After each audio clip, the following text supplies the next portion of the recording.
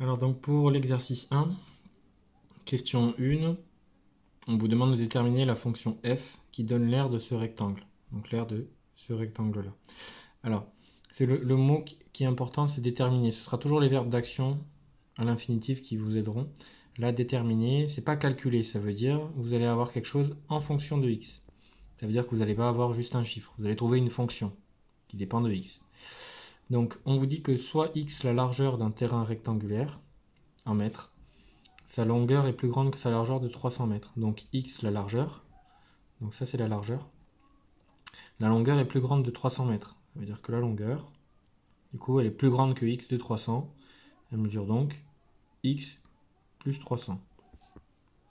Voilà. Et du coup, à partir de ça, on vous demande de déterminer la fonction f de x qui donne l'aire de ce rectangle en fonction de x. Il faut juste se rappeler de la formule qui donne l'aire d'un rectangle. Je vous laisse essayer de réfléchir. On se rappelle donc que l'aire d'un rectangle, c'est longueur fois largeur. Ici, la longueur, c'est x plus 300 et la largeur, c'est x. Donc, on fait longueur fois largeur. Donc, ça nous fait que l'aire du rectangle est égale à x plus 300 facteur de x. Voilà.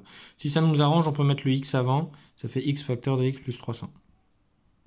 Voilà. On applique la double distributivité. Ok, donc là, l'aire du rectangle, du coup, c'est la fonction qu'ils ont appelée dans l'énoncé f de x. Donc on peut l'appeler f de x. Donc f de x, il va être égal à x fois x, ça fait x carré, plus x fois 300, ça fait 300x. Voilà. Donc là, c'est la fonction qui donne l'aire du rectangle en fonction de x, la largeur. Et du coup, question 1, c'était ça. Et question 2, on nous demande à quelle famille de fonctions, ici, f de x appartient-elle. On voit du x carré, donc on ne réfléchit pas. C'est fonction du second degré. Donc une fonction du second degré, ax carré plus bx plus c, avec a égale 1, b égale 300 et c égale 0. Voilà. Je vous laisse essayer de faire exactement la même chose pour les questions 3, 4, 5, 6. Juste petite information pour la question 3. Une fonction, c'est pas forcément dépendant de x. Rappelez-vous, il y a trois familles de fonctions qu'on a...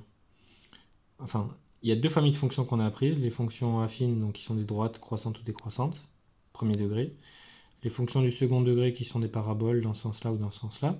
Mais dans les fonctions affines, on a croissante, décroissante, mais on a aussi les fonctions constantes. Je vous le rappelle. Ok. Donc je vous laisse faire question 3, 4, 5, 6 tout seul.